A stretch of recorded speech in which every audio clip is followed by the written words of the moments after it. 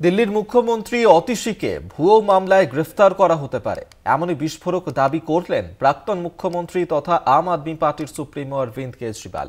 আগামী ফেব্রুয়ারিতে দিল্লি বিধানসভা নির্বাচন। কেজরিওয়ালের বিধানসভা কেন্দ্রে রাজ্য বিজেপির নেতা প্রবেশ বর্মার বাড়ি থেকে ভোটারদের নগদ টাকা বিলির গুরুতর অভিযোগও তুলেছেন অতীশী। কেন্দ্রে পরপর ৩ দফায় ক্ষমতা দখল করতে পারলেও দেশের রাজধানী দিল্লি বিধানসভা অধরা রয়ে গিয়েছে নরেন্দ্র মোদীর দল বিজেপির। আগামী ফেব্রুয়ারিতে রাজ্যে বিধানসভার ভোট। গেরুয়া শিবিরের কাছে ফের কড়া চ্যালেঞ্জ আম আদমি পার্টি। সম্প্রতি আপ নেত্রী মুখ্যমন্ত্রী অতীশী মার্লেনা মহিলাদের জন্য মাসিক ভাতা ও বয়স্ক রাজ্যবাসীর জন্য সঞ্জীবনী প্রকল্প করায় চাপে পড়েছে বিজেপি। জনকল্যাণমুখী এইসব প্রকল্পের সম্ভাব্য জনপ্রিয়তার কথায় শঙ্কিত হয়ে পড়েছে কেন্দ্রের শাসক দল। তাতেই ভুয়ো মামলায় মুখ্যমন্ত্রীকে গ্রেফতারের আশঙ্কা করছেন কেজরিওয়াল। এদিন কেজরিওয়ালকে পাশে বসিয়ে মুখ্যমন্ত্রী অতীশী দাবি করেন বিজেপি নেতা প্রবেশ বর্মা তার বাসভবন থেকে ভোটারদের পরিচয়পত্র দেখে নগদ টাকা বিলি করছেন।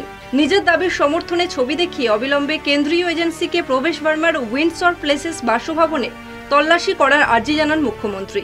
प्रवेश वर्मा जी की फोटो के साथ एक फॉर्म भरवाया गया, उनका वोटर आईडी लिया गया और हर महिला को लिफाफे में 1100 रुपए दिए गए।